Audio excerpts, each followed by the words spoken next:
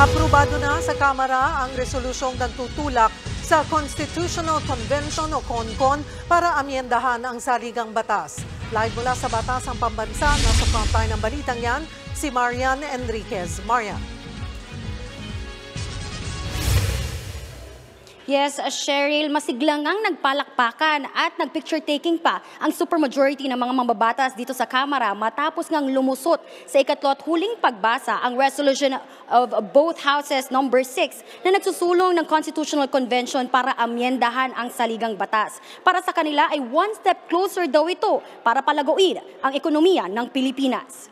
May kabuang 301 na mga mambabatas ang bumotong pabor sa resolusyong nagtatakda ng Constitutional Convention bilang paraan ng charter change. 6 na iba ang tumutol habang may isang nag-abstain. Si House Speaker Martin Romualdez umaasa na sa pag-amyenda ng konstitusyon ay lalo pang mabubuksan ng Pilipinas sa mas maraming foreign investments. Dagdag pa ni Romualdez, heto rin ang magbibigay daan sa mas maraming trabaho para sa mga Pilipino. Kabilang naman sa mga tumutol sa resolusyon sina Albay Representative Edsel Lagman, Camarines Sur 3rd District Representative Gabriel Bordado at Gabriela Partiles Representative Arlene Brosas. Anila hindi charter change ang solusyon sa pagtugon sa mga krisis na kinaharap ng Pilipinas. Kung tutuusin daw ay sapat nang magpasa ng ordinaryong batas para resolbahin ang lumulubong inflation at pagpapasigla ng ekonomiya. Pangamba ng mga tutol sa Chacha, hindi lang economic provisions ang maamyendahan.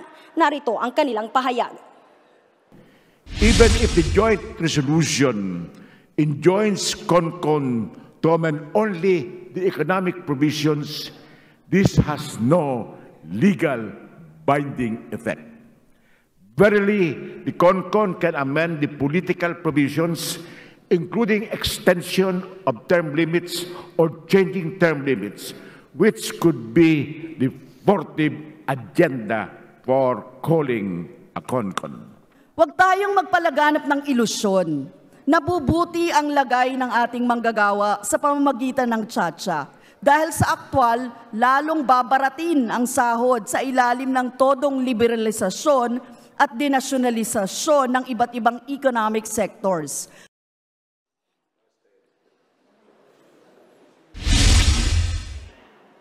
Cheryl, ilan pa nga sa mga tumutol na mga mambabatas dito sa resolusyon na ay sina ACT Teachers Party List Representative Franz Castro, Kabataan Party List Representative Raul Manuel at si Basilan Representative Mujib Hataman. Nagpahabol din ang kanyang explanation of no vote ang anak niya dating Pangulong Rodrigo Duterte na si Davao Representative Paulo Duterte at inaasahang gugulong na rin nga yung debate dito sa accompanying bill o yung kaakibat na panukalang batas dito sa pagsusulong nga ng Constitutional Convention kung ano yung lalamanin, kung paano i-implement o ipatutupad at uusad ang Constitutional Convention. Balik sa iyo, Cheryl.